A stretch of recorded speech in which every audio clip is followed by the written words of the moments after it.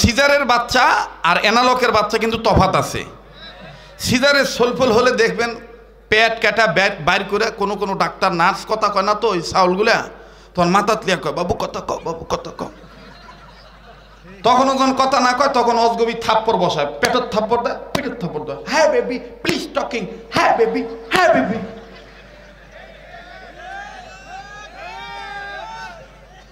দেখলে সিজারে হয়। আর দেখলে অ্যানালকে হয়, ওলা দেখবেন যে আল্লাহর কুদরতে যেটা প্রেসারে আসে, মাথা তো যাই হোক যেভাবে যেটা আগে আসে আসুক, আসার পরে দেখবেন আল্লাহর কুদরতে জবান খুলে যায়, আল্লাহর নাম নেয়, মাক ডাকে। কথা কন ঠিক কিনা? তো এই জন্য এই যে মোটা চাউলের ভাতের মধ্যে যে কি বরকত, এটা যারা খাইছে তারা জানে, ঠিক না?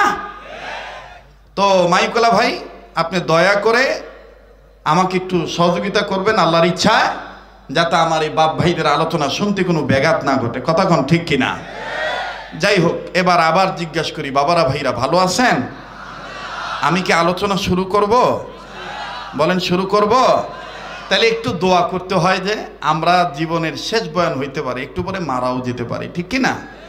আয় আল্লাহ, আপনি আমাদের অতীতের গুনাহগুলি মাফ করে দেন।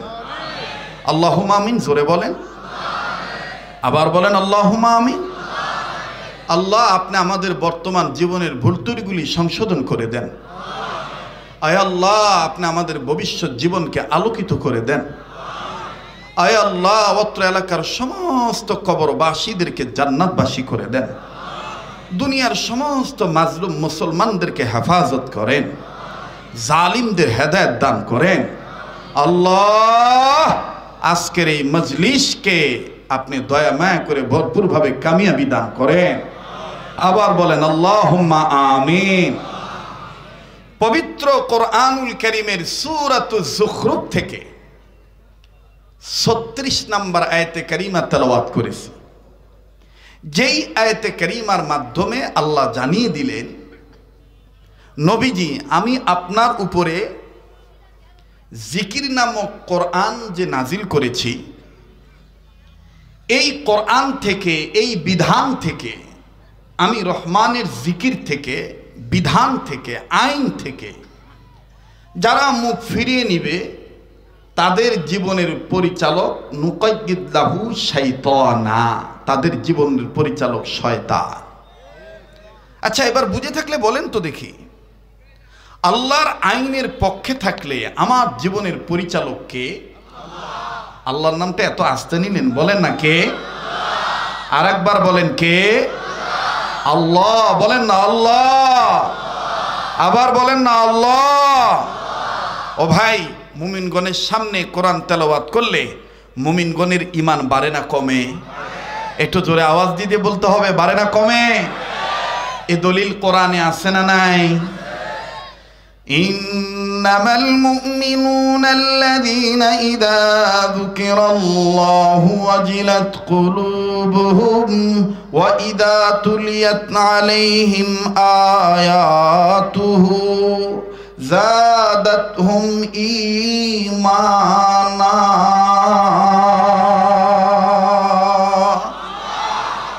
আল্লাহু আকবার বলতে কি কোনো সমস্যা হবে? তো বলেন না আল্লাহু আকবার। আল্লাহ বলেন, ওগো নবী, মুমিনগণের সামনে যখন আমার কোরআন তেলাওয়াত করা হয় তখন মুমিনগণের দিল আমি আল্লাহর ভয়ে নড়ে ওঠে, তাদের কাছে থাকা ঈমান বেড়ে যায়। সুবহানাল্লাহ। এখন বলেন, যাদের ঈমান বাড়ে তাদের জবান দিয়ে আল্লাহু আকবার আসতে হয় না জোরে হয়? জোরে বলেন, আসতে হয় না জোরে হয়? তো কই বাড়ছে একটু প্রমাণ দেখান তো দেখি, আলামত প্রকাশ করেন তো, বলেন তো আল্লাহু আকবার। আর একবার বলেন আল্লাহু আকবার। অনেকে বলে এটা জামাত ইসলামের স্লোগান, এটা হেফাজত ইসলামের স্লোগান, এটা ইসলামী রাজনীতিবিদওয়ালাদের স্লোগান। আসলে এটা কিন্তু একটা ডাহা মন মতলবী কথা, একঘেয়েমি কথা। আল্লাহু আকবার বলতে হবে, এটা মহান রব নির্দেশ করেছেন কোরআনে, শরীয়তের বিধান। কথা বলেন ঠিক কিনা? ইয়া আইয়ুহাল মুদ্দাথির কুম ফাআনযির ওয়া রাব্বাকা ফাকাব্বির। যারা কোরআন বোঝেন না পারলেও গুনগুন করবেন, সওয়াব হবে। গান না জানলেও দেখবেন পেশাব করতে বসছে, তাও ওই পেশাব করতেছে, ওর দমকলের পানি বের হইতেছে, তাও ওই এক হাত দিয়ে মেশিন ধরে ধরে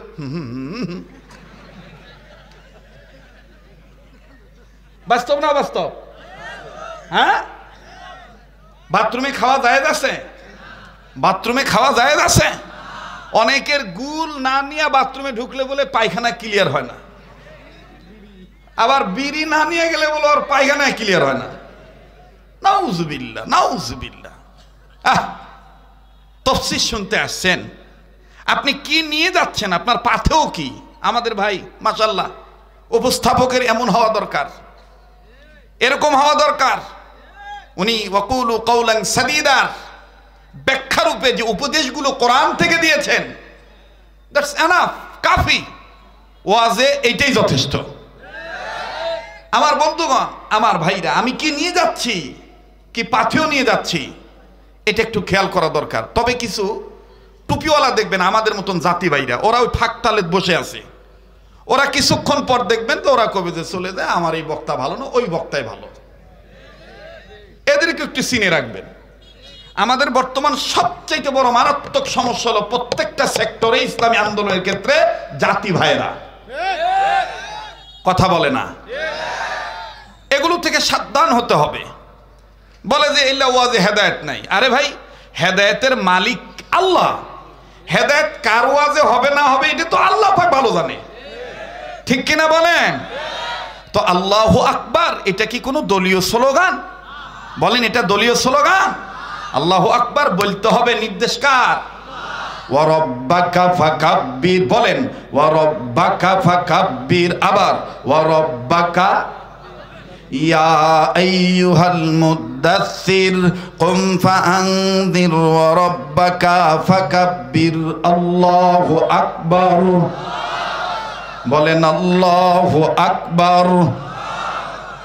আল্লাহ পাক তার নবীকে কখনো আদর করে চাদরওয়ালা বলেছেন, কখনো কম্বলওয়ালা বলেছেন, কখনো ইয়াসিন বলেছেন, কখনো তোহা বলেছেন। আমার বন্ধুগণ, আল্লাহ সুন্দর সুন্দর উপাধি দিয়ে ডাক দিয়ে বলেছেন, উপাধি দিয়ে, ডাইরেক্ট নাম ধরে না, উপাধি দিয়ে আল্লাহ ডেকে বলেছেন, হাবিব আপনি দাঁড়ান, আপনার রবের মাহাত্ম্য ঘোষণা করেন, আপনি তাকবীর দেন। এখন আমি তাকবীর দেব আমার আল্লাহকে খুশি করার জন্য।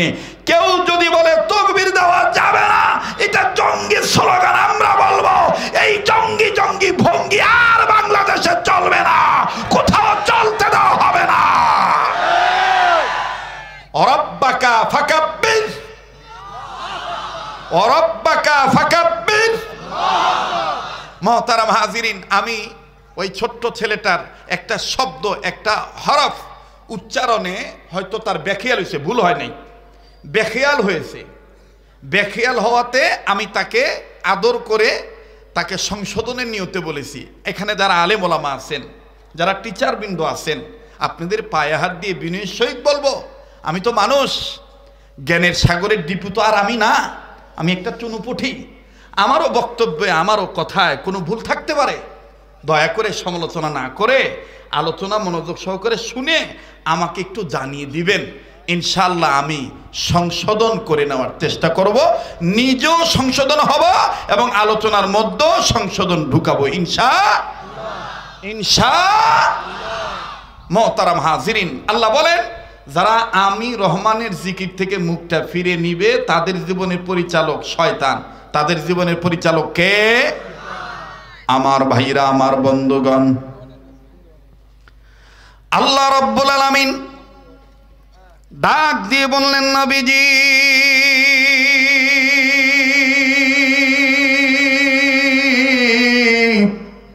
এই পৃথিবীর জমিনে যারা মানুষ রূপে জন্ম নিল নবী গো, এই মানুষদেরকে আমি আল্লাহ রাব্বুল আমিন জানিয়ে দিলাম, পৃথিবীর মানুষ, আমি তোমাদের জন্য আমি আল্লাহ রাব্বুল আমিন দুইটা জিনিস, দুইটা রহমত, দুইটা বরকত দুনিয়ার জমিনে পাঠিয়ে দিলাম। আমার ভাইরা মুফাসসিরিনে কেরামগণ এই দুই নিয়ামতকে মহা নিয়ামত বলেছেন। আরে বাবাজি, তাফসীরে মাজিদি খুলে দেখবেন মাওলানা আব্দুল মাজেদ দরিয়াবাদী রহমাতুল্লাহি আলাইহি, এরপরে কাজী সানাউল্লাহ পানিপতি রহমাতুল্লাহি আলাইহি, তিনি তার তাফসীরে মাযহারের মধ্যে আমার বন্ধুগণ মুফতি মুহাম্মদ শফি রহমাতুল্লাহি আলাইহি, তিনি তার তাফসীরে মারিফুল কোরআনের মধ্যে আমার বন্ধুগণ বাংলাদেশের নোয়াখালী জেলার বেগমগঞ্জ থানার একজন কৃতি সন্তান আমাদের শেরে তাজ উস্তাদুল উলামা, আমার বন্ধুগণ শাইখুত তাফসীর যাকে বলা হইতো, আমার বন্ধুগণ ঢাকা জেলার ক্যাপিটাল সিটি লালবাগ শাহী মসজিদের যিনি দীর্ঘদিন খতিব ছিলেন, ও বাবাজি তিনি একখান তাফসীর লিখেছেন। ওই তাফসীরটার নাম হলো তাফসীরে নূরুল কোরআন। এই তাফসীরে নূরুল কোরআনের লেখক তাফসীরে নূরুল কোরআনের মুসান্নিফ মাওলানা মরহুম আমিনুল ইসলাম রাহমাতুল্লাহি আলাইহি। শুধু তাই নয় বন্ধু, যেই লোকটা হকের পক্ষে থাকার কারণে তৎকালীন সময়ের বাজান জালিম সরকার তাকে ফাঁসির কাস্টে ঝুলাইছে, আমার বন্ধুগণ তিনার নাম হলো মরহুম আল্লামা সাইয়্যিদ কুতুব শহীদ রহমাতুল্লাহি আলাইহি। তিনি তার তাফসীরে ফি জিলালিল কোরআনের মধ্যে এই দুই জিনিসকে মহা নিয়ামত বলেছেন। আমার বন্ধুগণ প্লিজ অনুরোধ করে বলবো, কাছে দূরে যে যেখানে মোবাইল নিয়ে আসেন, মোবাইলগুলো বাজান আপাতত নিজের কাছে রাখবেন বাবা। মেহনত করে কথা বলতেছি, জীবনের শেষ বয়ান মনে করে বয়ান করতেছি, একটু পরে মারাও যেতে পারি বন্ধুরে। আরে বাবাজি, কোন দুই জিনিসকে দুনিয়ার সমস্ত মুফাসসির একমত হয়ে বলে দিয়েছেন মহা নিয়ামত? আমার বন্ধুগণ সেই দুই জিনিস সম্পর্কে আল্লাহ ডাক দিয়ে বললেন, বান্দা আমার শোনো, ইয়া আইয়ুহান নাসু কাদ জাআকুম বুরহানুম মির রাব্বিকুম ওয়া আনজালনা ইলাইকুম নূরাম মুবিনা।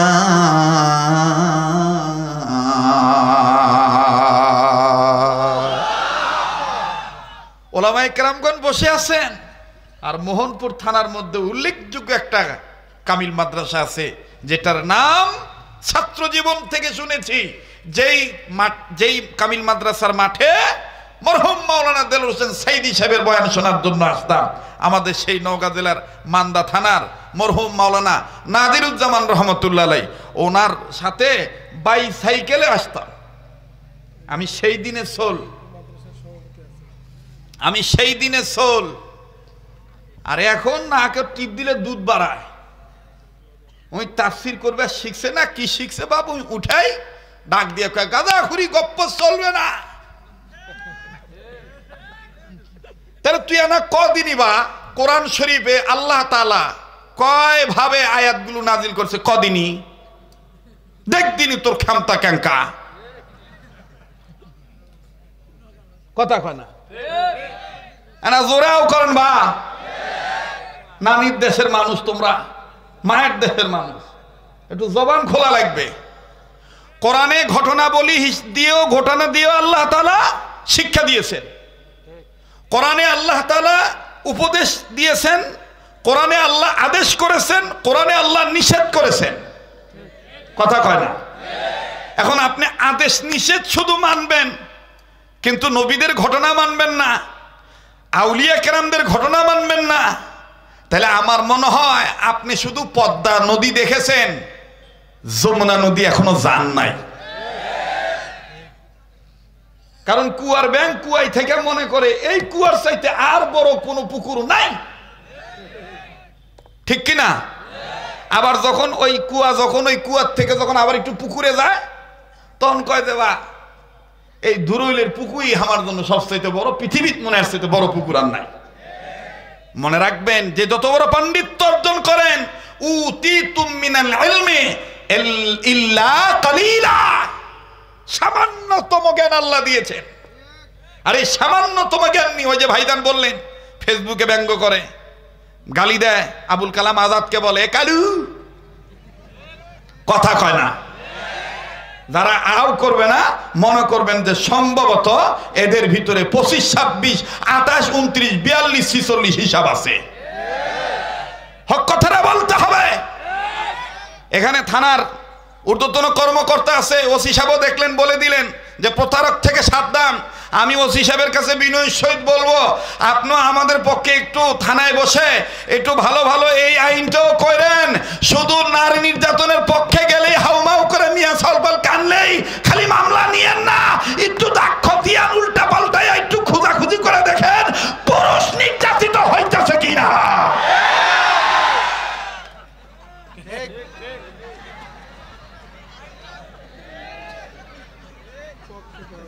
কথা কয় না, কথা কয় না। আজকে কিন্তু আমার খুব ভাল লাগতেছে, আমি অনেকদিন পর আমার সোনার বাপজানদেরকে পাইছি। বয়ান কাক কয় আজ শোনাবো ইনশাল্লাহ। চলবে কি চলবে না? সামনের বাইরে চুপ থাকেন তো, পিছনে বাইরে একটু জোরে বলেন তো আল্লাহু আকবার। এবার পিছনে বাইরে চুপ থাকেন, সামনের বাইরে বলেন তো আল্লাহু আকবার। এবার সামনের বাইরা পিছনে বাইরা মিলে ঝিলে বলেন আল্লাহু আকবার। বাহ, আল্লাহ তাআলা চমৎকার একটা কথা ঢুকাই দিলেন। আপনারা নাম শুনেছেন, এই পৃথিবীর জমিনের উপরে আসমানের নিচে জবরদস্ত একজন আল্লাহওয়ালা ব্যক্তি ছিলেন, আধ্যাত্মিক সাধক ছিলেন, যার নাম মাওলানা জালালউদ্দিন রুমি। নাম কি? Jalaluddin Rumi. এটা কথা বলেন, কথা বলেন, সবার কথা বলতে হবে কি না? উনি ওনার কিতাবের মধ্যে লিখছে যে আমি চিন্তা ভাবনা করে দেখলাম কিছু মানুষের কাপড় আছে, কাপড়ের ভিতরে মানুষ নাই। আবার নিচে লিখলেন যে আমি আরো গবেষণা করে পাইলাম মানুষ আছে, কাপড় নাই। কারো রুমাল টুমাল আছে নাকি? বা হাজি রুমাল, এটা দেখায় দিই। আমার দিক তাকাবেন, কাকু বলবেন না, এটা আমাদের একটা পার্সোনাল আলাপ। ওটা তো মাইকে হইতেছে। আমার ওয়াজের দাওয়াত দিলে কেউ ঠকে না, মোটামুটি জিতে। এদিক তাকান, কাপড় আছে, মানুষ নাই। মানুষ আছে, একটু সাহায্য করেন না বাবা। হ্যাঁ, আমার বউ যদি মুখ কালো করে খাবার দেয় আমি খাই না ভাই, আল্লাহর কসম। আমি মুখ আর একদিকে ফিরাইলি, কারণ আমি তো মরণের টাকা বাকি থু নেই। আমার সাথে মুখ কালো করে কথা কবে কেন? আমার মুখ গুমটা করে খাবার দিবে কেন? আমি যদি মরণ টাকা বাকি থুইতাম তাহলে না হইতো। কথা কয় না? যখন এটা উদ্দেশ্য পায়, নওগাঁর ভাষায় কয়, রাজশাহীর ভাষায় কয়, যখন টের পায়, উদ্দেশ্য পায়, ছেলে আর মেয়ে কয় আম্মু আব্বু না ওই দিকে মুখ করে রাখছে, তখন আমার বুঝাবার জন্য, বক্তার বউ তো চালাক আছে, তখন আবার আলাদা ঘুরে এসে নেন খান, নেন খান। মহিলারা আবার শুনতেছে নাকি? বাবা বাবা মারছে, বাবা আমার লাগবে না, বাপ আমি পায়ে ধরতেছি, বাবা আমাকে ডিস্টার্ব দিও না বাপ। আমি একটু বেকায়দার বক্তা, কথা কওয়ার সময় পাই না, চা খামু কখন? 14 বছরের কথা ভিতরে জমা আছে। তাই আবার বলবেন যে 14 বছর কি আপনি ওয়াজ করেন নাই? করছি, কিন্তু এই দিকে আসতে পারি নাই। এই দিকের জন্য ছিল লাল কার্ড। এখন যারা আমাদেরকে লাল কার্ড দেখাইছিল, এখন যে তাদের কোন কার্ড হয়েছে তা আল্লাহই ভালো জানে। তবে বাপ তোদের পায়ে ধরে বলি, বাপ কাউকে ক্ষমতার জোরে লাল কার্ড দেখাইস না বাপ। কাউকে ক্ষমতার জোরে লাল কার্ড দেখাইলে তুই কোনোদিনও লাল কার্ড ছাড়া থাকতে পারবি না কো বাপ।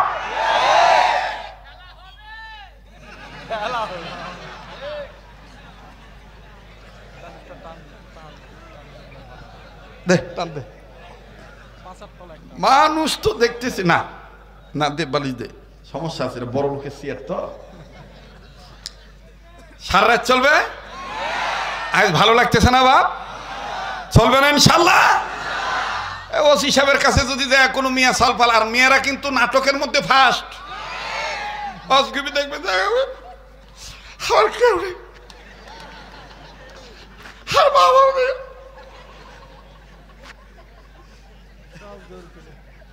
হুজুর আপনি আমাকে সাহায্য করবেন, যে আয়াত তেলাওয়াত করছি একেবারে A to Z। কোন কোন ডাক্তারখানায় গেলে দেখবেন যে A to Z ভিটামিন দেয়। যে আয়াত তেলাওয়াত করেছি সব পাবেন এটার মধ্যে, দেখেন না, খালি একটু দেখেন না, একটু ধৈর্য ধরেন, একটু সবর করেন, অস্থির হয়েন না আমার ভাইরা, আমার বন্ধুগণ। কষ্ট হচ্ছে আপনাদের? অসগুবি দেখবেন আরে মারে কিছু তোর কিছু খাবার। কিন্তু ওই যে তলে তলে ওই তো হিসাব বললো মোবাইল, এই মোবাইলে এখন জম। আগে ছিল টিভি, এখন হয়েছে মোবাইল। এই মোবাইলের তলে তলে যে আর একজনের সাথে শয়তানকে পরিচালক বানাইয়া স্বামীর হক নষ্ট কইরা দেওয়ারের হক আদায় করতেছে, সেদিকে কেউ কথা কয় না ভাই, সেদিকে কেউ কথা কয় না ভাই। ইল্লা মাশাআল্লাহ। তবে সব মহিলা এক না, সব মহিলা। আমার জীবনের বাস্তব কথা বলতেছি। এক প্রবাসী এসে কয়, হুজুর আমি যখনই বিদেশ থেকে আসি, 5-7 বছর পরে বিদেশ থেকে আসি, আমার বউকে আমি জিনকা থুয়ে যাই, উনকাই পাই। আমি কই কেমনে? কয় হুজুর আমি বিদেশ থেকে আসার পরে আমার বউ আমার সামনে এবারে ঘোমটা খুলবারই চায় না। তা আমি বললাম যে এইবার তুমি বিদেশ যাওয়ার পরে তোমার মোবাইলটা বাড়ির মধ্যে কাউকে দিবা, যে এই সময় আমি ফোন দেব, তোর মা বা তোর ভাবি কি করে আমাকে একটু দেখাইস। আবুল কালাম আজাদ মিন্টু দেশের বাইরে, আর ওর ভাই আব্দুল সালাম পিন্টু ওই দেশত। কলেজে যাওয়ার আগে ডাক দেখে, ভাবি আমি কলেজে গেলাম। ভাবি তখন হুড়মুড় করে, হুড়মুড় বোঝেন তো কেবা ভাষা বোঝেন না, হুড়মুড় করে গোসলখানা থেকে বের হইয়া চুল ধারে ডাক দিয়ে কয়, ক্লাস কয়টায়?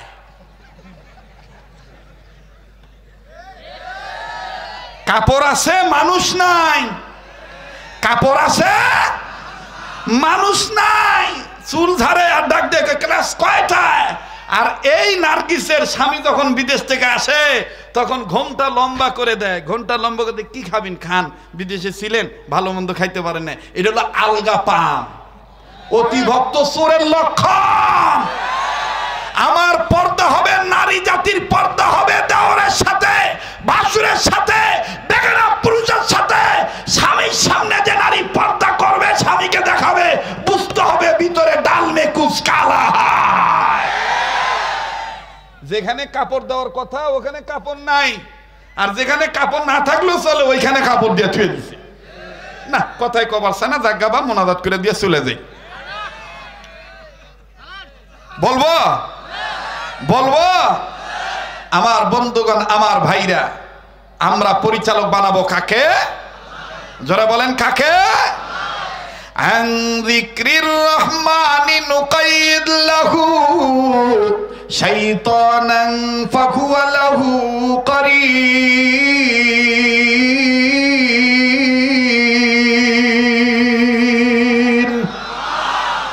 আল্লাহ ডাক দিয়ে বললেন, নবীজি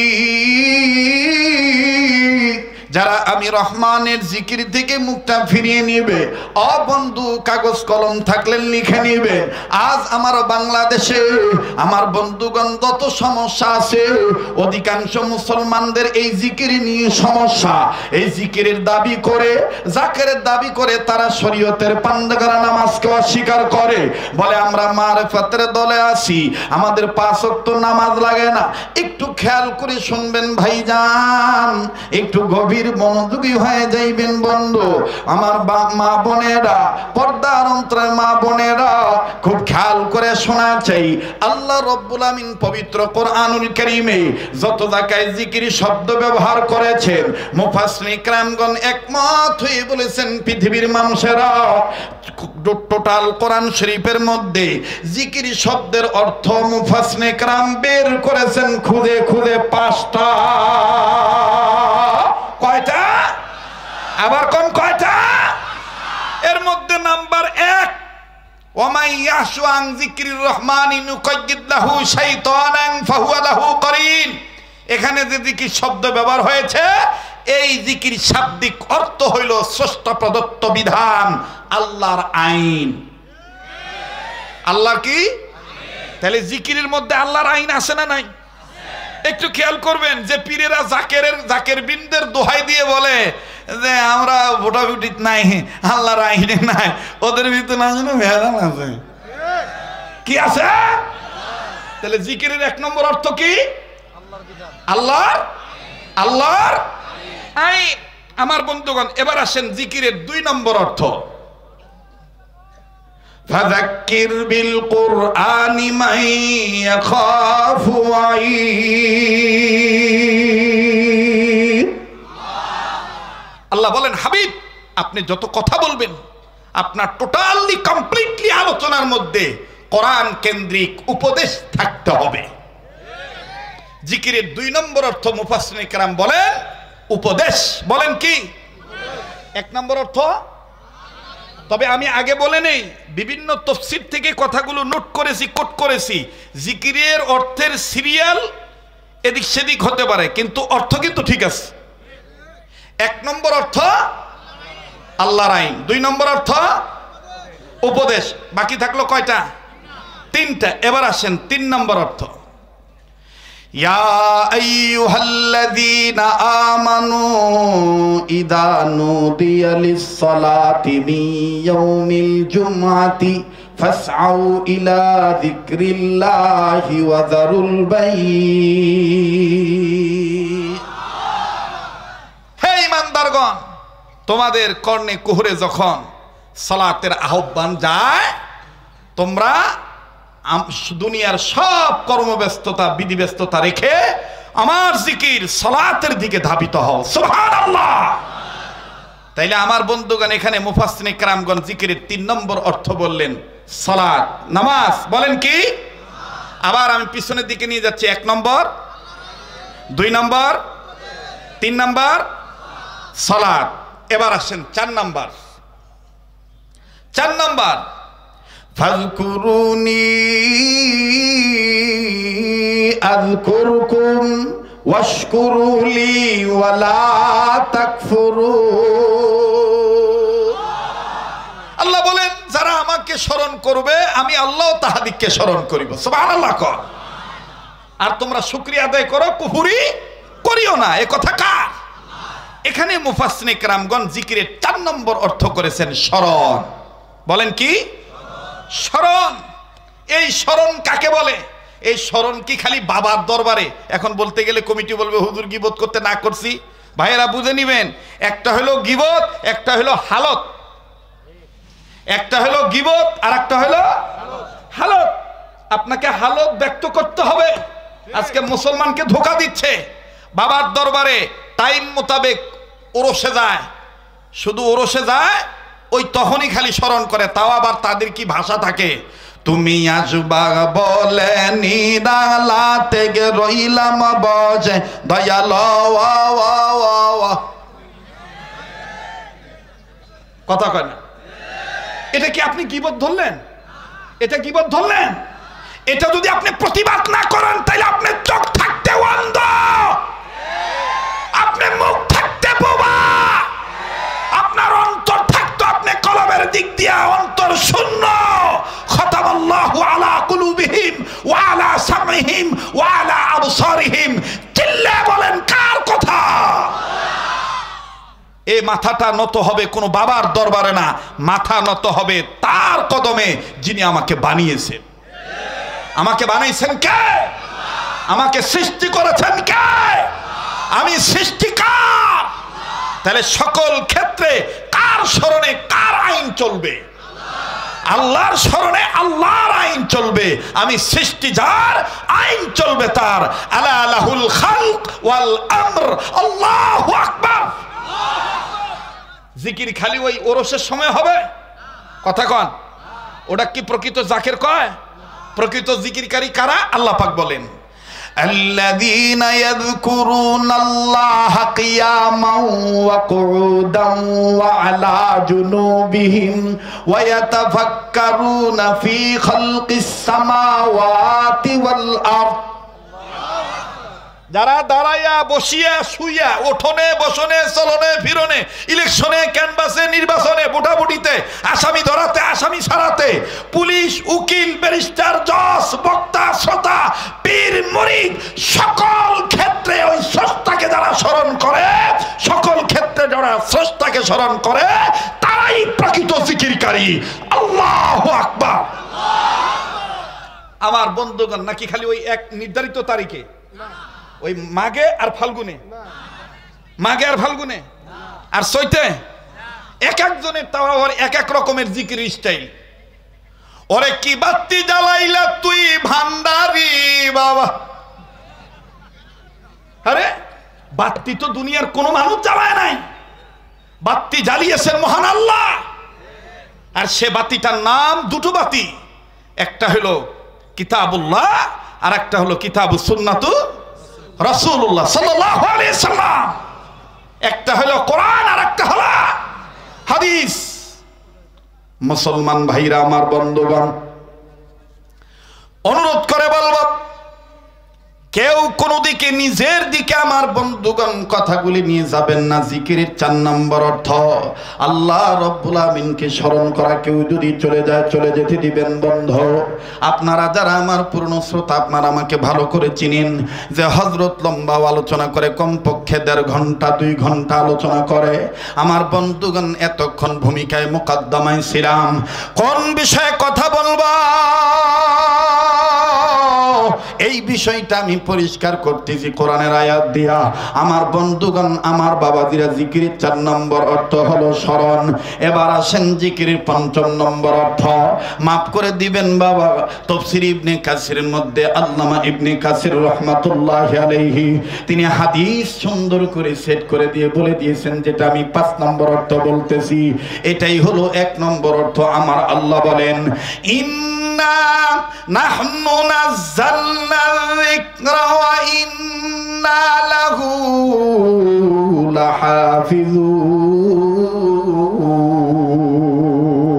লাহাফিজুন। আওয়াজ দিয়ে বলেন না আল্লাহু আকবার। আল্লাহ ডাক দিয়ে বললেন, নবী গো,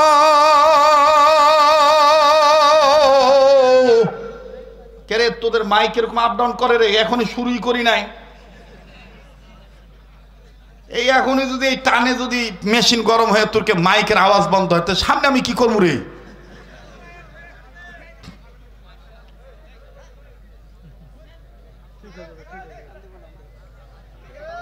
আমার বন্ধুগণ, খুব খেয়াল করে কথাগুলি শোনা চাই। কোরআনুল কারীমের মাধ্যমে আল্লাহ জানিয়ে দিলেন জিকিরের 5ম নম্বর অর্থ হলো কোরআন। বলেন কি? আবার বলেন কি? তাহলে এবার বুঝে থাকলে আপনারা আমাকে একটু জবাব দিয়ে সাহায্য করেন তো, জিকিরের টোটাল অর্থ কয়টা? আবার কোন? আর একবার জোর হলো না, জোরসে বলেন। এই 5টা যদি মনে প্রাণে থাকে, তাহলে আমাদের কোনোদিন মাজারওয়ালারা মাজার পূজাতে ব্যস্ত বানাইতে পারবে না। এই 5টা যদি আমাদের মনে থাকে, তাহলে আমাদের কোনোদিন কেউ, আমার বন্ধুগণ, মারিফতের দোহাই দিয়া শরীয়তের 5 ওয়াক্ত নামাজ থেকে বিরত রাখতে পারবে না।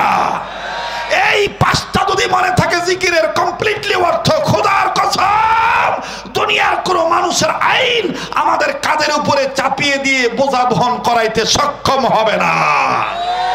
আমি কি কোরআনের বাইরে বলছি? যারা বলেন বাইরে বলতেছি। এখন কেউ যদি আন্দাজে ঝাঁপ দিয়া কয় কোন আয়াত ধরিছে, ও কানে এসে লাগিয়ে দেন। ঠিক আছে না? এক একজন এক এক রকম থাকবেই।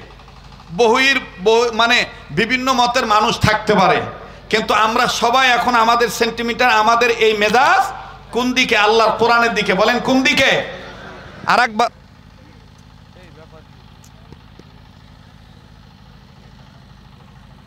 এটা দিয়ে দাও তো।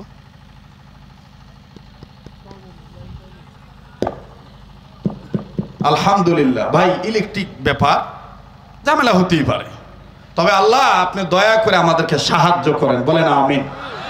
আবার বলেন আমিন। তাহলে বুঝে থাকলে আবার বলেন তো দেখি, জিকিরের টোটাল অর্থ কয়টা? নাম্বার 1 আল্লাহর আইন, নাম্বার 2 উপদেশ, নাম্বার 3 ভাইয়া নামাজ, নাম্বার 4 স্মরণ আল্লাহ পাকের, নাম্বার 5 কোরআন, নাম্বার 5 কোরআন। এখন এবার আসেন, এই 5টা অর্থের উপরে যারা আমল করবে, দুনিয়ার বিজ্ঞ মুহাদ্দিসিনে কেরামগণ বলেছেন এই 5টা অর্থের উপরে আমল করে যদি 5 কাজ ধারাবাহিকভাবে কেউ করে সে আল্লাহ পাকের ওলি হয়ে যাবে। কয় কাজ? আবার কোন কয় কাজ? আমার ভাইরা, আমার বন্ধুগণ, নাম্বার 1 হলো সকল প্রকার গুনাহ থেকে বেঁচে থাকা। নাম্বার 2 হলো আমার বন্ধুগণ, আমার বাবাজিরা, আল্লাহর হুকুম ফরজ ইবাদতগুলি ঠিক মতন আদায় করা। নাম্বার 4 হলো আল্লাহর হুকুম ওয়াজিবগুলি ঠিক মতন আদায় করা। নাম্বার, আমার বন্ধুগণ আমি আবারও বলছি, নাম্বার 1 সকল প্রকার সর্বোপরি গুনাহ থেকে বেঁচে থাকা। নাম্বার 2 হলো আল্লাহ পাকের হুকুম ফরজ ইবাদত ঠিক মতন আদায় করা। নাম্বার 3 হলো আল্লাহ পাকের হুকুম ওয়াজিব গুলো ঠিক মতন আদায় করা।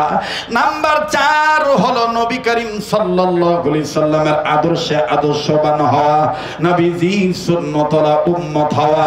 নাম্বার 5 হলো জীবনের সকল ক্ষেত্রে যেই উম্মত নিজের অভ্যাসকে নফল আমলের অভ্যাসে পরিণত করবে। এই 5 কাজ যারা ঠিক মতন আদায় করবে আমার আল্লাহ পাক তাদেরকে ওলি বানিয়ে দিবে। ভাই গো, আর লম্বা নয়। ওয়া মাইয়াশু আন যিকরির রহমানি নুকাজ্জিদ লাহু শাইতানান ফাহুয়া লাহু করিন। যারা রহমানের জিকির থেকে মুখটা ফিরিয়ে নিবে তাদের জীবনের পরিচালক শয়তান হয়ে যাবে।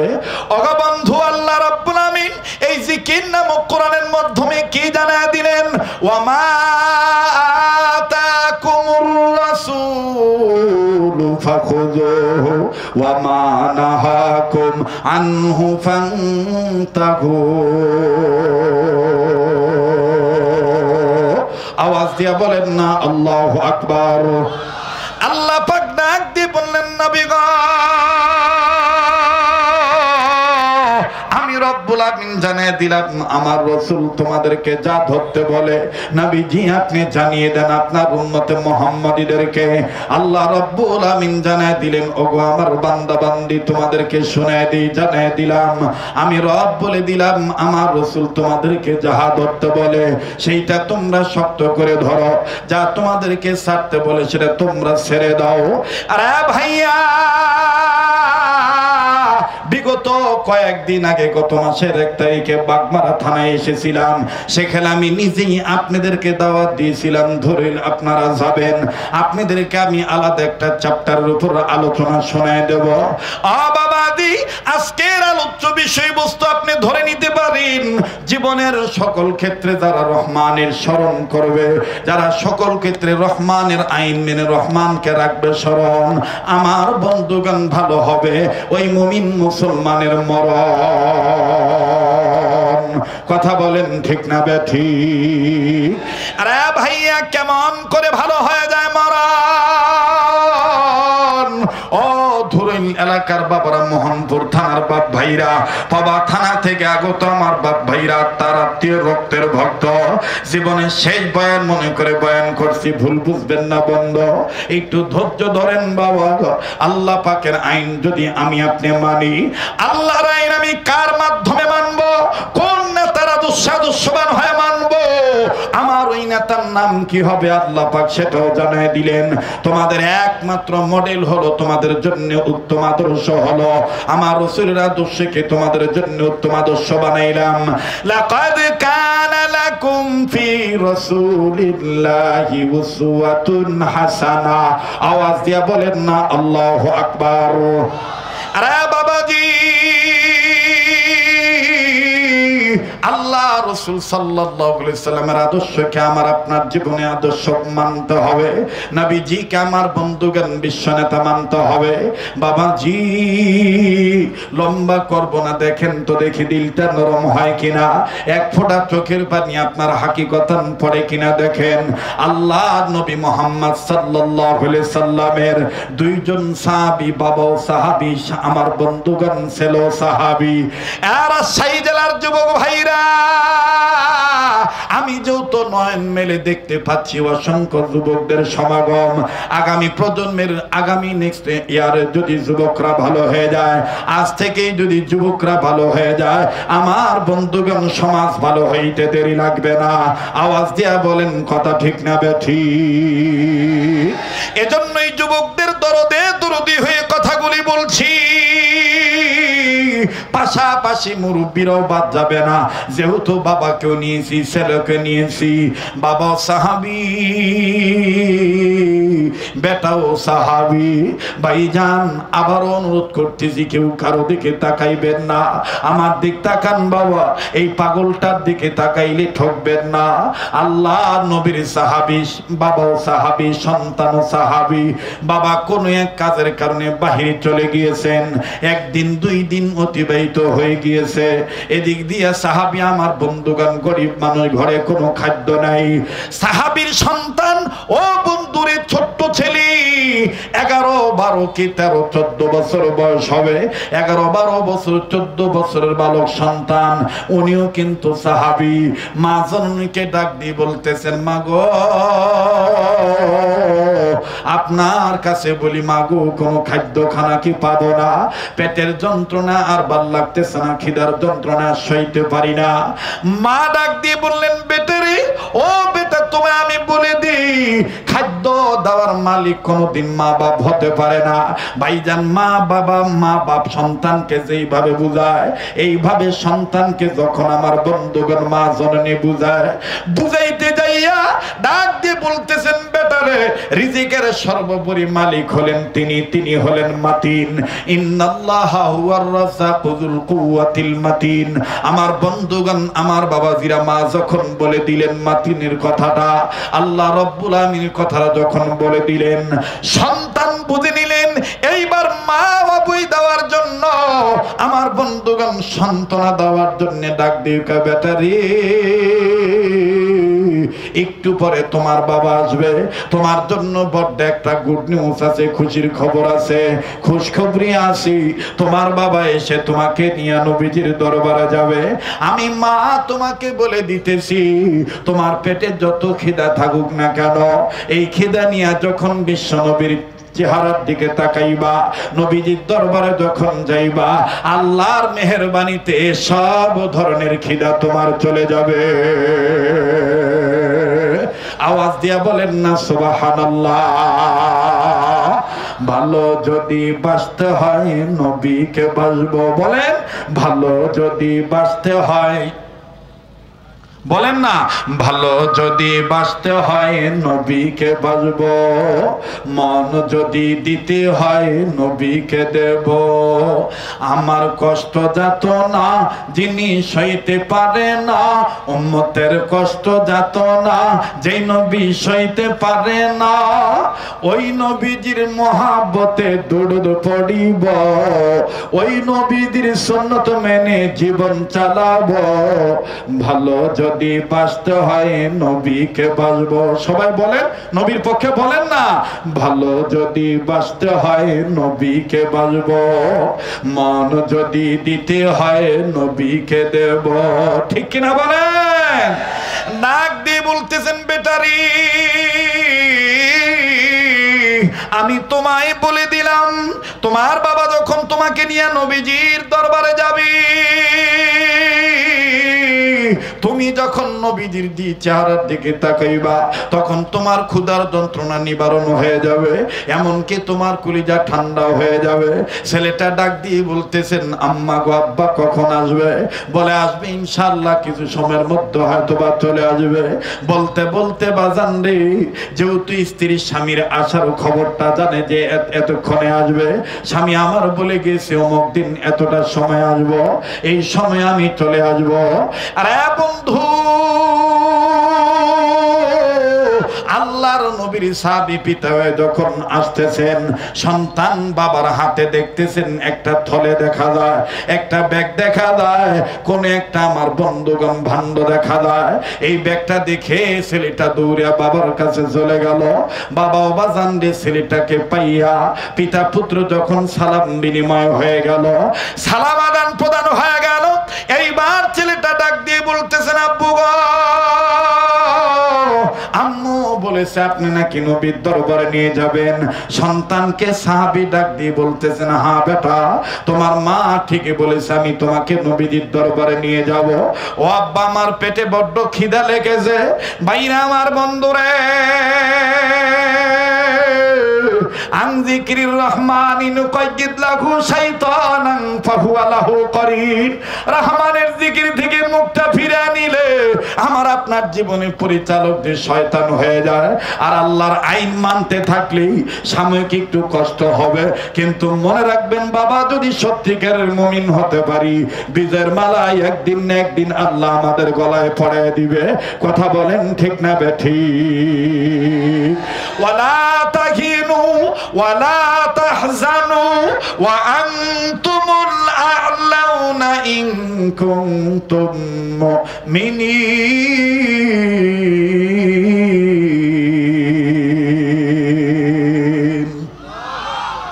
আমি কি দোয়া করে দেব বাবা? আমি দোয়া করে দেব? আর 10-15 মিনিট চলবে? চলবে? একটু বলেন না আল্লাহু আকবার। আবার বলেন আল্লাহু আকবার। আর একবার কোন আল্লাহু আকবার। সন্তান ডাক দিয়ে বলতেছেন, আব্বা তাহলে চলেন যাই, নবীজির দরবারে যাই। নবীজির দরবারে রওনা দিয়েছেন। মা পিছন থেকে ডাক দিয়ে বলতেছেন, বেটা একটু শুনে যাও। তো বাপ ওখানে দাঁড়িয়ে আছে, বেটা আসছেন মায়ের কাছে। মা বেটাকে দরজার কাছে দাঁড় করিয়ে রেখে ভিতরে প্রবেশ করছে। ঘরের ভিতরে ঢুকে, তাঁবুর ভিতরে ঢুকে আমার বন্ধুগণ সন্তান দেখতেছে। এই আমার দিক তাকান, কিতাবের মধ্যে পাওয়া যায়, তাফসীরের কিতাবে, যে 1 হাত কি 1.5 হাত ছোট্ট একটা খঞ্জর, ছোট্ট একটা তরবারি, ছোট্ট একটা তরবারি নিয়ে আমার বন্ধুগণ মা আসতেছে। তরবারিটা খুব ধারালো, খুব ধারালো। মা হাতে তরবারি দেখে ছেলে ডাক দিয়ে কয়, মা যাব নবীজির দরবারে, কিন্তু তরবারি কেন গো মা? ও গো মা, তরবারি কেন গো মা? যদি আপনি বলতেন গো মা। এবার আল্লাহ রসুলের সাহাবীর স্ত্রী আবার সাহাবীর মা কেঁদে কেঁদে বলে, বেটা রে, এটা তরবারি নয়, গত রাত্রে আমি স্বপ্ন দেখেছি এই তরবারির মাধ্যমে আল্লাহর নবী তোমাকে জান্নাতের টিকিট দিতেছে। আওয়াজ দিয়া বলেন না সুবহানাল্লাহ। আরে ভাইয়া,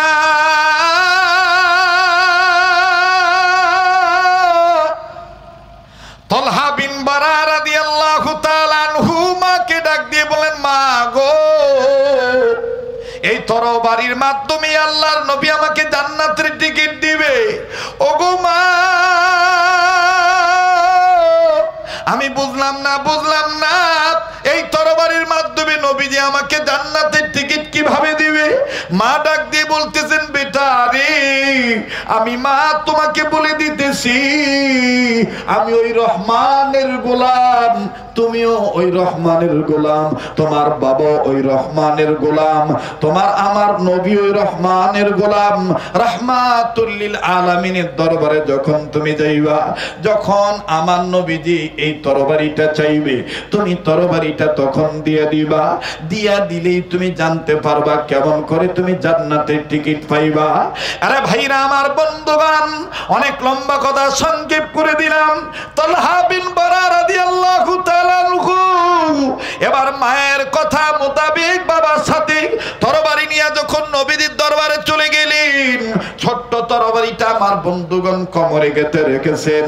সন্তান আর পিতা পুত্র যখন একসাথে গিয়েছেন, যে দেখতেছেন অন্যান্য সাহাবীরা আগে থেকে নবীজির সামনে সম্মুখ পানে বসে আছেন।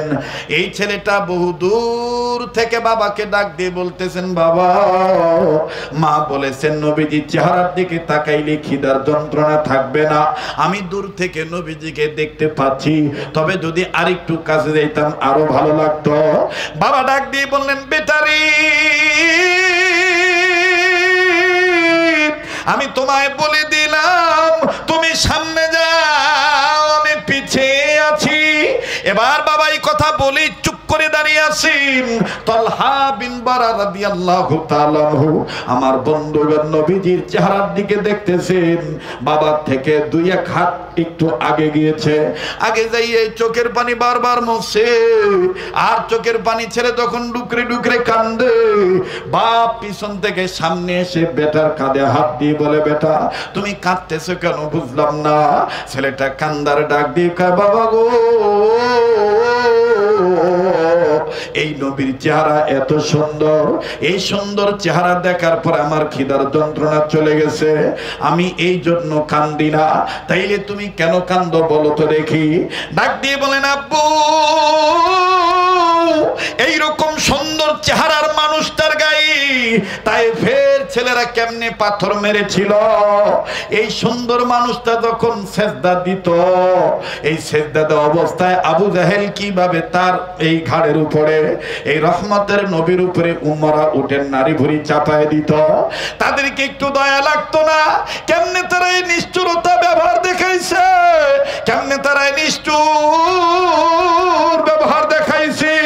বাবা এবার ডাক দিয়ে বলতেছেন, বেটারি তোমার ভাব প্রকাশের দ্বারা, তোমার কথা প্রকাশের দ্বারা, তোমার অন্তরের বেদনা প্রকাশের দ্বারা আমি বুঝতে পারতেছি মনে হয় তুমি নবী মুহাম্মদকে বেশি ভালোবাসো।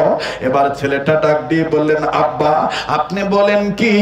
ওয়াল্লাহি বিল্লাহি তাল্লাহি ওয়াল্লাহি রাব্বিল কাবা ওয়াল্লাহিল আযীম, আল্লাহর কসম করে বলতেছি আপনি বাবার চাইতে, এমনকি বাড়িতে যে আমার মা আছে ওই মায়ের চাইতেও, এমনকি আমার নিজের জীবনের চাইতেও এই এতিম নবী মুহাম্মদকে বেশি ভালোবাসি। আওয়াজ আমার ভাইরা বুঝে থাকলে আওয়াজ দিয়ে বলেন তো, এই সাহাবীর জীবনের পরিচালক কে? আর যেই কাফের নবীকে হত্যা করতে চায় তার জীবনের পরিচালক কে?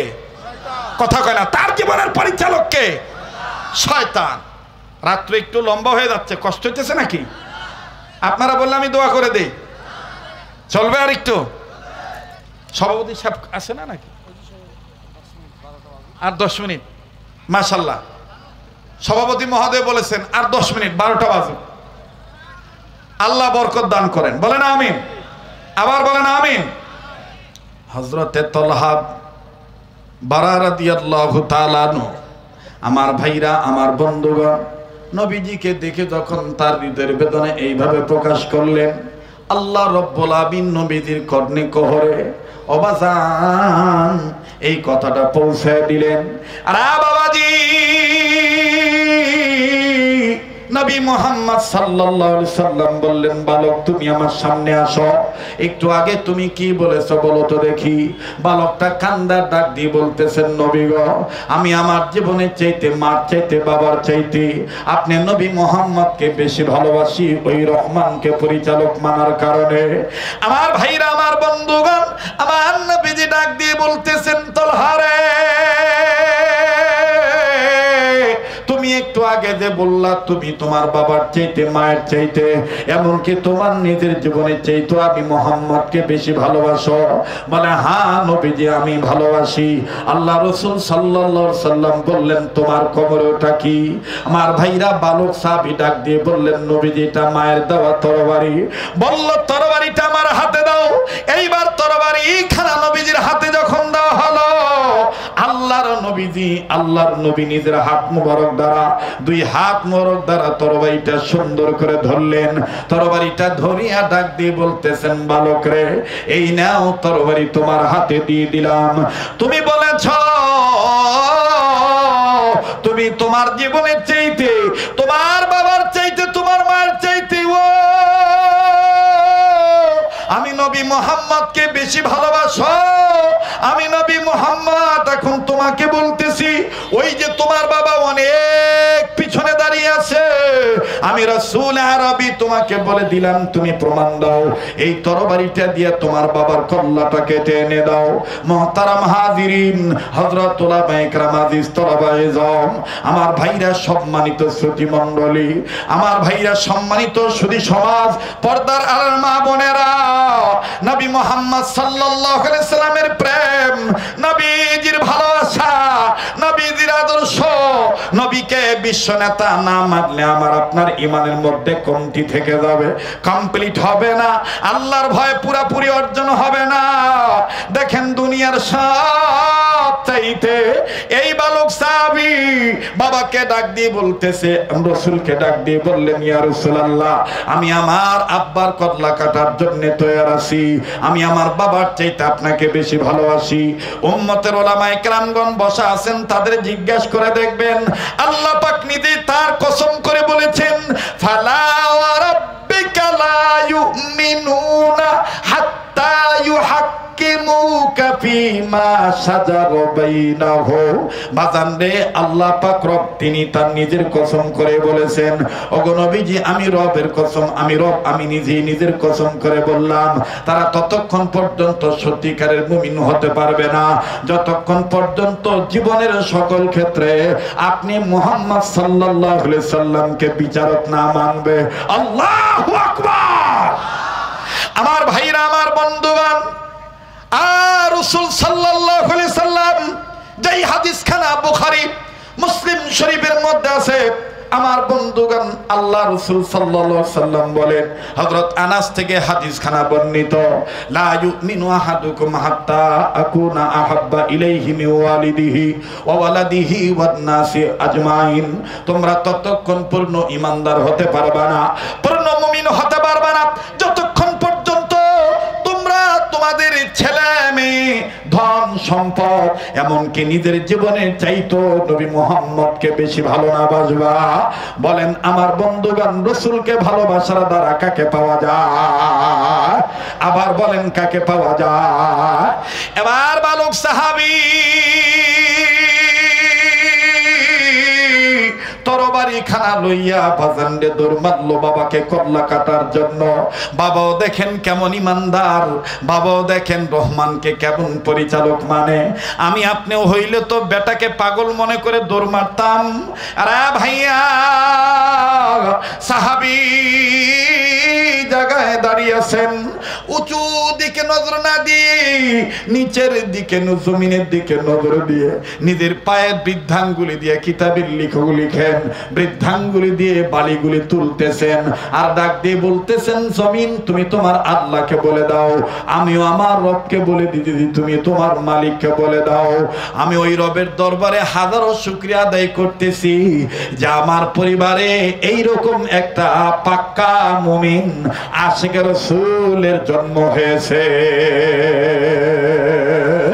আল্লাহু আকবার। এরকম একটা পাক্কা মুমিনের জন্ম হয়েছে, আশিকের রাসূলের জন্ম হয়েছে। বাবার কাছে চলে আসলেন, আসিয়া তরবারিটা বাজান উঁচু করেছেন, তরবারি দিয়া বাবার কল্লায় কোপ দিবেন। জিবরাইল আমিন রাসূলের কাছে এসে বললেন, ইয়া রাসূলুল্লাহ, পিতা পুত্রের ত্যাগ আল্লাহর কাছে কবুল হয়ে গেছে। নবীজি ডাক দিয়ে বললেন, ও বালক সাহাবী, বাবার কল্লা কাটা লাগবে না, থেমে যাও, আর তুমি জলদি করে আমার বুকে আসো। এবার বাবা সন্তানকে ঠেলা দিয়ে আদ্রভাবে আমার বন্ধুগণ আদর করে সামনের দিকে আগায় দিয়ে বলে, যাও রে বেটা যাও, তোমার কপাল লেগে গেছে, তোমার বুকের সাথে নবীদের বুকের সাথে তোমার বুক লেগে যাবে। এবার বালক সাহাবীকে আল্লাহর নবী বুকে জড়িয়ে ধরলেন, নবীজির দুই হাত মোবারকের তালু দিয়া আমার ভাইরা সাহাবী ছোট্ট বালক তালহা বিন বারা রাদিয়াল্লাহু তাআলা আনহু পৃষ্ঠদেশে পিঠের মধ্যে হাত বুলিয়ে দিয়া কপালে একটা চুম্বন দিয়া আল্লাহ রাসূল এই বালক সাহাবীর বাপকে ডাক দিয়ে বলতেছেন, তোমার ছেলে তো আজকে যে চমক দেখাইলো, আমি নবী মুহাম্মদ তোমাকে বলে দিতেছি, তোমার এই ছেলে যেদিন মারা যাবে, আমি মুহাম্মদ নবীকে না বলে কবর দিও না। তোমার এই ছেলের জানাজার ইমামতি আমি করব, লাশ আমি ধোয়া দেব, কাফনের কাপড় আমি পরায় দেব, কোলে করে নিয়ে আমি নবীজি নিজে তাকে কবরে নামিয়ে দিব, এমনকি কবরের মাটিটা আমি রাসূল নিজেই সম্পন্ন করে দেব। বালক সাহাবীর পক্ষে যখন আল্লাহ রাসূল এইভাবে বলতে লাগলেন, সাহাবীর পিতা আমার বন্ধুগণ উনিও সাহাবী, চোখের পানি ছেড়ে দিয়ে বলতেছেন, ইয়া রাসূলুল্লাহ, হায়াত মউতের মালিক আল্লাহ, জোরে বলেন কে? আবার বলেন না কে? হায়াত মৌতের মালিক যদিও আল্লাহ, কিন্তু আপনি রসুলের কথা কখনো মিস হয় না। আপনি নবীজি যেহেতু বলতেছেন ও মারা গেলে ওর লাশের খবরটা আপনাকে বলা লাগবে, আপনি তার লাশটা ধোয়ায় দিবেন, আপনি তার জানাজার ইমামতি করবেন। ও নবীজি, এর দ্বারা স্পষ্ট বোঝা যায় আমার এই ছেলেটা বেশি দিন বাঁচবে না, আমি আর বেশি দিন আব্বা ডাক শুনতে পারবো না। তবে নবীজি, আমি আপনার কাছে দোয়া চাই, আপনি আমার জন্য দোয়া করবেন, আর আমার ছেলেটাকে ভালো করে দোয়া করে দেন, আদর করে দেন। লম্বা কথা সংক্ষেপ করে দিলাম বাবা, যদি রহমানকে সকল ক্ষেত্রে রাখেন স্মরণ, হবে আমার আপনার ভালো মরণ। এই কথাটা বুঝাইবার জন্যই বাজান ঘটনাটা টেনে আনছি। এই তলহা বিন বারা রাদিয়াল্লাহু তাআলা আনহু বাড়িতে চলে গেলেন। কিতাবের লেখক লিখেন কয়েকদিন পরে এমন প্রচন্ড জ্বর তিনার গায়ে আসলো, চোখ দুটো লাল হয়ে গেল, প্রচন্ড শরীরে তাপ বেড়ে গেল। মা বাপ আমার বন্ধুগণ কান্নাকাটি করতেছেন। মা জলপট্টি লাগাইয়া কখনো কখনো সন্তানের পুরা শরীর মুছে দিতেছে, কপাল মুছে দেয়, আবার পানি নিংড়ায়। আমার ভাইরা, বাপ তার স্ত্রীকে ডাক দিয়ে বলে, এভাবে মুছে দিয়ে লাভ নাই, আল্লাহ রসুলের কথা কবুল হয়ে গেছে। নবীজি বলেছেন আমাদের সন্তান যেদিন মারা যাবে ওই দিন নবীকে খবর না দিয়া এই সন্তানকে কবরে রাখা যাবে না। আল্লাহ রসুল নিজে তার জানাজার নামাজ পড়াবে, আল্লাহ রসুল নিজে তার লাশটা ধোয়া দিবে, নবীজিকে খবর দিতে হবে। মা এই কথা শুনে কাঁদতেছেন আর ডাক দিয়ে বলতেছেন, আমিও বুঝতে পেরেছি রসুলুল্লাহর এই কথার দ্বারা অচিরে আমি আম্মু ডাক শোনা থেকে মাহরুম হয়ে যাব। যাই হোক, আল্লাহর রাস্তায় সন্তানকে দান করে দিয়েছি। আওয়াজ দিয়া বলেন না সুবহানাল্লাহ। কিন্তু দেখেন বাদান, সত্যিকারের আশিক রাসূল কারে বলে, রহমানের শরণ কাকে বলে? এ বাবাজি, খুব খেয়াল করে শোনা চাই। সন্তান যখন মুমূর্ষ অবস্থায় দেখতেছেন মাও কান্দে, বাবাও কান্দে। আল্লাহ রসুল সাল্লাল্লাহু আলাইহি সাল্লামের এই বালক সাহাবী এক হাত দিয়া মায়ের হাত ধরলেন, আর এক হাত দিয়া বাবার হাত ধরলেন, ধরে বুকের উপরে নিয়ে বলতেছেন, আব্বু গো, আম্মু গো, আল্লাহ রসুল বলেছেন আমি মারা গেলে নবীজিকে খবর দিলে নবীজি এসে জানাজা পড়াবে, নবীজি আমার লাশটা ধোয়া দিবে, নবীজি আমার গায়ে কাফনের কাপড় পরায় দিবে, নবীজি নিজেই কবরে রাখবে, নবীজি আমার কবরের মাটি পুরা করে দিবে। মা গো, আমি বুঝতে পেরেছি রসুলের দোয়া কবুল হয়ে গেছে। তবে গো মা, আমি আপনাদের কাছে একটা কথা বলতে চাই, আমি যদি রাত্রিবেলায় মারা যাই তাইলে রাহমাতুল লিল আলামিনকে খবর দিবেন, আর যদি দিনের বেলায় মারা যাই রাহমাতুল লিল আলামিনকে খবর দেওয়ার দরকার নেই। মা বাপ বলতেছেন, কেন তুমি এরকম করে প্রমিস আকারে, শপথ আকারে তুমি এইভাবে কথা চাইতেছো, বুঝলাম না, ওয়াদা নিতে যাচ্ছ? ছেলেটা ডাক দিয়ে বলেন, আম্মু গো, আব্বু গো, আমি যেহেতু রহমানকে পরিচালক মানি, আমার নবীজি ওই এক আল্লাহর গোলামি করতে শিখাইছেন, আর এই এক আল্লাহর আইন মানতে যাওয়ার কারণেই, এই এক আল্লাহর আইনের পক্ষে দাওয়াত দেওয়ার কারণেই উতবা, সাইবা, আবু জাহেল, লাত, মানাত, উজ্জা, হুবলের দাসত্ব আনুগত্য করে তাদের গায়ে আগুন লেগে যায়। মাগো, আব্বু গো, তোমরা সবাই জানো আমাদের বাড়ি থেকে আবুল হাকামের বাড়ি, আবু জাহেলের বাড়ি। বুখারীর ঘটনা আমার বন্ধুগণ। সন্তানটা ডাক দিয়ে বলতেছেন, আব্বু গো, আম্মু গো, এই আমাদের বাড়ি থেকে আবু জাহেলের বাড়ির দূরত্ব হইল 3 মাইল। কথা বলেন কয় মাইল? আবার বলেন কয় মাইল? এই 3 মাইল দূরত্ব অবস্থায় আবু জাহেলের বাড়ি। আব্বু গো, আম্মু গো, আমি চিন্তা করে দেখেছি আমার নবীর মা নাই, বাবা নাই।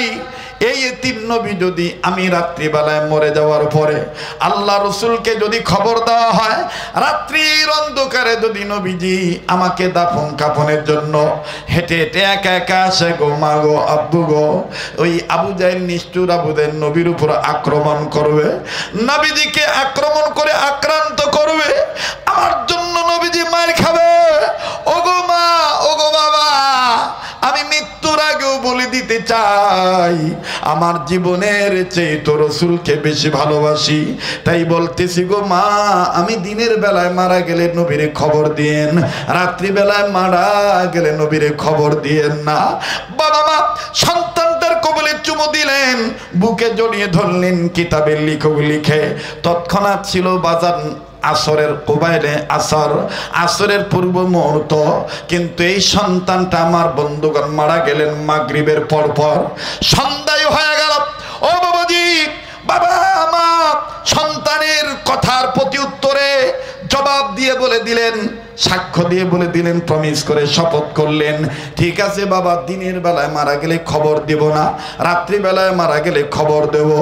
আল্লাহ রসুল সাল্লাল্লাহু আলাইহি সাল্লাম আমার ভাইরে এই সাহাবী ডাক যখন দেখলেন রাত্রিবেলায় মারা গেলে খবর দেওয়া যাবে না, রাত্রিবেলা মারা গেছে সন্ধ্যার পরে, জন্য আর খবর দেয় নাই, কাউকে না জানি কয়েকজন ব্যক্তি নিয়েই মা বাপ আমার বন্ধুগণ দাফন কাফন শেষ করলেন। পরের দিন সকালবেলা একজন সাহাবী রাসূল আকরাম সাল্লাল্লাহু আলাইহি সাল্লামের কাছে যেয়ে বললেন, ইয়া রাসূলুল্লাহ, আপনার ওই পাগল সাহাবী, বালক সাহাবী বাবার কল্লা কাটার জন্য আপনার নির্দেশে রহমানের জিকির করতে যাইয়া, রহমানকে পরিচালক মানতে যাইয়া, আপনার আদর্শবান হতে যাইয়া, আপনাকে নেতা মানতে যাইয়া, আপনার কথা মেনে বাবার কল্লা কাটার জন্য যে বালকটা দৌড় মেরেছিল, ইয়া রাসূলুল্লাহ, বালকটা ইন্তেকাল করেছেন। আল্লাহ রসুল বসা ছিলেন, দাঁড়িয়ে গেলেন, দাঁড়িয়ে বলতেছেন, দেরি করো কেন? আমি না বলেছিলাম তার লাশটা আমি নিজেই দাফন করব, আমি তার গায়ে কাফনে কাপড় পরাইয়া দেব, আমি তার লাশটা ধোয়া দেব। সাহাবী বলতেছেন, ইয়া রাসূলুল্লাহ, আর যেতে হবে না, গত রাতে তার বাবা মা এলাকার কয়েকজনকে নিয়ে আপনাকে না জানায় মাটি দিয়ে ফেলেছে।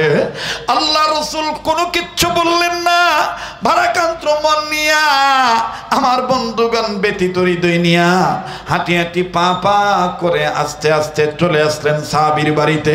এসে ডাক দিয়ে বললেন, কি গো আল্লাহর বান্দা বান্দি, আমাকে না জানায় মাটি দেওয়ার কারণ কি? বাবা মা উভয় কান্দার ডাক দিয়ে বললেন, ইয়া রাসূলুল্লাহ, মৃত্যুর পূর্ব এই বালক সন্তানটা আপনাকে জীবনের চেয়ে বেশি ভালোবাসার প্রমাণ দেখা গেছে। তার কারণ, তার প্রমাণ হলো আমাদের ছেলে বলেছে আমার রাসূল আমার ইন্তেকালের পরে আসবে, আমাকে দাফন কাফন করবে গো মা বাবা। তবে আমি বলতে চাই, আবু জাহেলের চরিত্র যেহেতু ভালো না, আবু জাহেল যে কোনো মুহূর্তে আমার নবীকে একা পাইলে আক্রমণ করতে পারে, এই জন্য আমি আপনাদেরকে বলি গো আব্বু আম্মু, আমি দিনের বেলা মারা গেলে নবীকে খবর দিবেন, নবীজি সবার সামনে আসবে। আবু জাহেল আসমানের দিকে তাকিয়ে আল্লাহ রাসূল সাল্লাল্লাহু আলাইহি সাল্লাম এবার ডাক দিয়ে বলতেছেন, সাহাবীরে, তোমার সেই সন্তানের কবরটা কোথায়, মাকবারাটা কোথায়, কবর কোথায় দিয়েছো? বলে, ওই দূরে ইয়া রাসূলুল্লাহ, ওই জায়গায় দিয়েছি। নবীজি বললেন, আমাকে নিয়ে চলো। আল্লাহ রাসূল নিজেই হেঁটে হেঁটে চলে গেলেন। যাওয়ার পরে ছোট্ট বালক সাহাবীর কবরের কাছে দাঁড়াইয়া নবীজি কিছুক্ষণ দাঁড়িয়ে থাকলেন।